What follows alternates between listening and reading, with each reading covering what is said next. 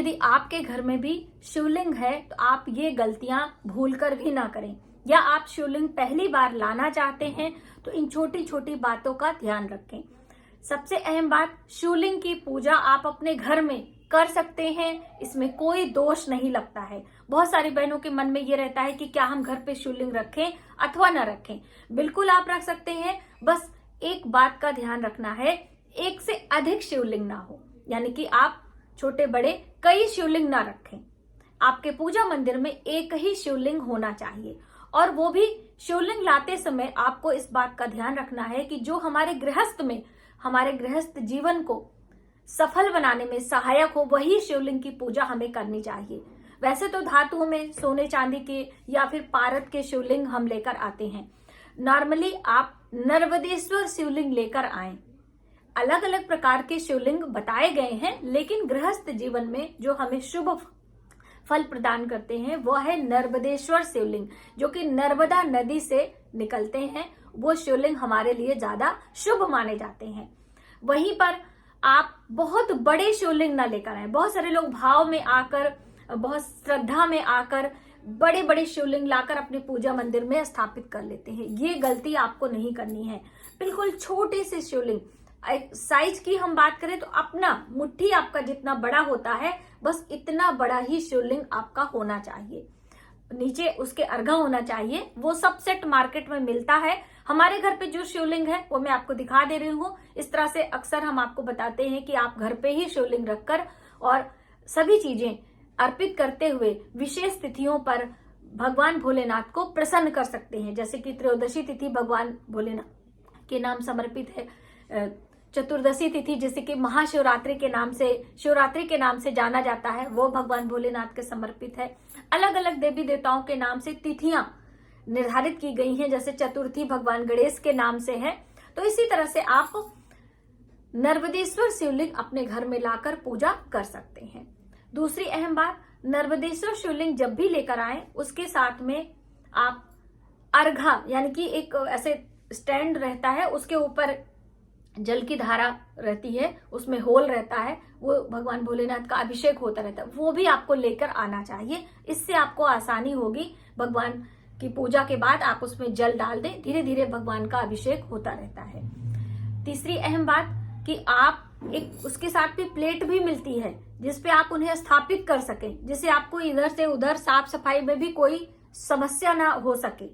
और आप उपहार में भी दे सकते हैं किसी को, आपके परिवार में, आप अपने पुरोहित को, आप अपने ब्राह्मण को, आप अपने किसी सगे संबंधी को यदि आप उपहार स्वरूप, दान स्वरूप शिवलिंग देते हैं तो आपके पूर्व जन्म के पापों से आपको मुक्ति मिलती है और आने वाले 7 जन्मों तक उस पुण्य का सुख आप और आपका परिवार भोगता है। इसलिए आपके घर के आसपास में कहीं शिवालय का निर्माण हो रहा हो तो आप थोड़ा सा समय निकालकर वहां पर जाएं और पंडित पुरोहित से पूछकर कितना भी बड़ा शिवलिंग, क्योंकि दान के लिए अगर मंदिर में, शिवालय में आप दान कर रहे हैं तो आप दान के लिए कोई सीमा नहीं होती है कि कितना बड़ा शिवलिंग हम दें। घर के लिए एक सीमा निर्धारित है कि इतने ही बड़े शिवलिंग हम रख सकते हैं। इसलिए शिवालय में दान करना है तो आप साइज उनके हिसाब से पूछें, मंदिर के अकॉर्डिंग होता है ना, ऐसे थोड़ी कि इतना बड़ा शिवलिंग और इतना छोटा सा मंदिर।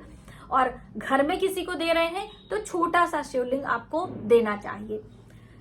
अगली अहम बात कि शिवलिंग की पूजा क्या हम गर्भावस्था में कर सकते हैं? जो बहनें हमारी गर्भवती हैं वो क्या कर सकती हैं अथवा नहीं? बहुत सारे लोगों के मन में होता कन्याएं स्पर्श नहीं कर सकती हैं, गर्भवती महिलाएं शिवलिंग की पूजा नहीं कर सकती हैं। ऐसा बिल्कुल भी नहीं है।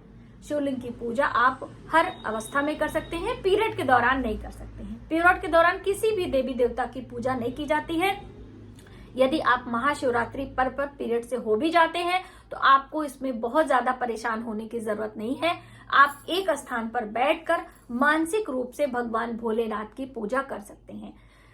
कर्मकांड विधि से पूजा करते हैं, मानसिक विधि से पूजा करते हैं, तो कर्मकांड के 10 गुना लाभ हमें मानसिक विधि से पूजा करने का मिलता है। इसलिए आप बिल्कुल भी परेशान ना हो। आप व्रत भी कर सकते हैं। बहुत सारी बहनें पूछती हैं कि दीदी हम पीरियड से हो गए हैं तो क्या हम व्रत करेंगे तो हमारा व्रत काउंट होगा कि नहीं? बिल्कुल होगा। पीरियड में सिर्फ हम कर्मकांड विधि से पूजा नहीं करते हैं, गंगा में स्नान नहीं करते हैं, है ना। तो ये चीज आपको ध्यान में रखनी है। अगली अहम बात कि हम शिवालय नहीं जा सकते हैं। जैसे अक्सर हम आपको उपाय बता रहे थे कि आप 11 दीपों का दीपदान करिए रात्रि को 11:30 बजे। तो आप कई बहनें कह रही थी मंदिर बंद हो जाता, वैसे उस रात्रि को मंदिर बंद नहीं होता है। जो बड़े प्राण प्रतिष्ठित मंदिर होते हैं वो रात्रि जागरण होता है, वहां पर भजन कीर्तन नृत्य गायन होता रहता है। लेकिन छोटा मोटा मंदिर है तो हो सकता है बंद हो जाए। तो ऐसे में आप मंदिर के प्रांगण में जाकर वहां पर जहां भी आपको स्थान मिले आप दीप लगाकर आ सकते हैं।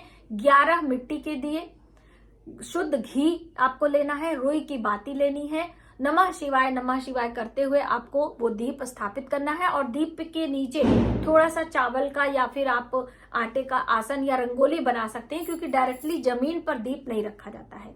ये भी आपको ध्यान में रखना है, ठीक है। और अपनी मनोकामना बोलें। नौकरी व्यापार में वृद्धि के लिए, अपने जीवन में धन संबंधी समस्या को दूर करने के लिए महाशिवरात्रि की रात्रि में आप ये कार्य अवश्य करें।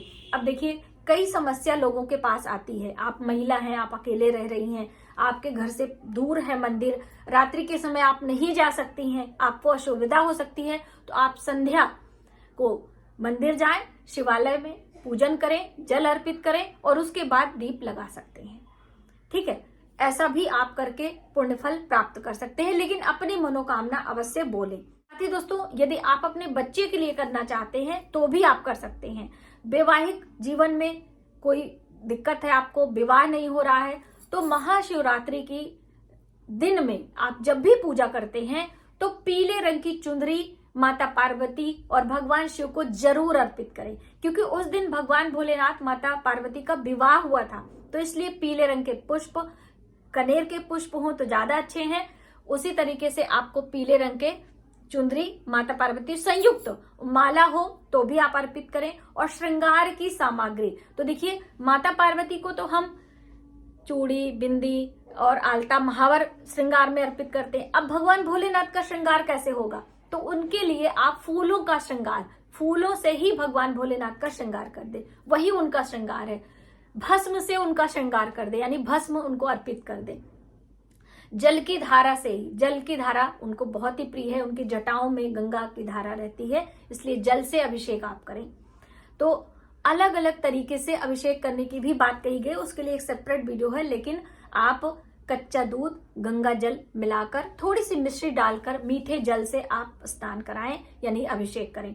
अभिषेक करने का ये नियम होता है कि रुद्राष्टाध्यायी मंत्रों के द्वारा हम जल की धारा धीरे धीरे एक बिलपत्र रखकर, डायरेक्टली कभी भी जल की धारा नहीं गिराते। जब भी आप शिवलिंग की पूजा करते हैं, शिव जी का अभिषेक करते हैं, तो एक बिलपत्र रख लेते हैं। और बिलपत्र चढ़ाने का जो तरीका है वो चिकना वाला भाग नीचे और खुरदुरा वाला भाग ऊपर रहता है, उसी तरीके से आपको चढ़ाना चाहिए। जो उसमें वज्र होता है, जो बिलपत्र में आगे डंठल होता है, उसको आपको तोड़ देना चाहिए। और बिलपत्र कभी भी बासी नहीं होता है, आप उसे रखकर इस्तेमाल कर सकते हैं। और उस दिन महाशिवरात्रि वाले दिन या किसी भी चतुर्दशी तिथि पे, या फिर हम बात करें अष्टमी पे, चतुर्थी पे, तोड़ा नहीं जाता है। तो आप पहले से तोड़ के रख लें, ठीक है। आप पहले से एकत्र नहीं मिल रहा, आप परेशान ना हो, आप समी पत्र चढ़ा सकते हैं, आप कमल के पुष्प चढ़ा सकते हैं, आप कनेर के पुष्प चढ़ा सकते हैं, आकड़े का पुष्प आता है, आकड़े जिसे कि मदार का पुष्प कहा जाता है, आप वो भी चढ़ा सकते हैं। कहने का अर्थ है कि जितनी चीजें आपको आसानी से श्रद्धा भाव से मिल जाए आप उसे अर्पित करें। मंत्रों का जप अधिक से अधिक करें, कथा पढ़ें, स्तोत्र पढ़ें, पाठ करें। और ध्यान रखें परिक्रमा में आधी परिक्रमा ही की जाती है, जहां से जलहरी होती है, जल की धारा निकलती रहती है, वहीं तक सीधी भाषा में हम बोले जहां पर नंदी भगवान बैठे रहते हैं, बस वहीं से शुरू करना है और फिर आके रुक जाना है, पूरा क्रॉस नहीं करना है। जलहरी कभी भी क्रॉस नहीं की जाती। और मंदिर जाएं तो कभी भी मंदिर का जो देहरी होता है, दहलीज जिसे कहते हैं, उस पर कभी खड़े ना हो। उस पे भगवान भोलेनाथ के गण रहते हैं दोनों तरफ, इसलिए जब भी जाएं तो दोनों स्पर्श करके प्रणाम करें, उनकी आज्ञा से आप अंदर जाएं और नंदी भगवान की पूजा करें। सामने जो जलहरी होती है वहां जल गिराएं भगवान गणेश और कार्तिकेय जी के लिए, और फिर आप भगवान भोलेनाथ की पूजा माता पार्वती के साथ आप कर सकते हैं। इस तरह से इन छोटी छोटी बातों का ध्यान रखते हुए महाशिवरात्रि पर या कभी भी प्रदोष में भी आप पूजा कर रहे हैं तो इसी तरह से यदि आप पूजा करते हैं, इन सब चीजों को अर्पित करते हैं, तो आपकी मनोकामनाएं अवश्य पूर्ण होंगी। तो मुझे उम्मीद है कि ये वीडियो आपके लिए काफी हेल्पफुल होगी और आने वाले शिवरात्रि पर आप इस तरह से पूजा करते हुए अपनी मनोकामनाएं पूर्ण करेंगे। तो मिलते हैं एक नई जानकारी के साथ नए वीडियो में। तब तक आप अपने परिवार का ख्याल रखें। जय माता दी।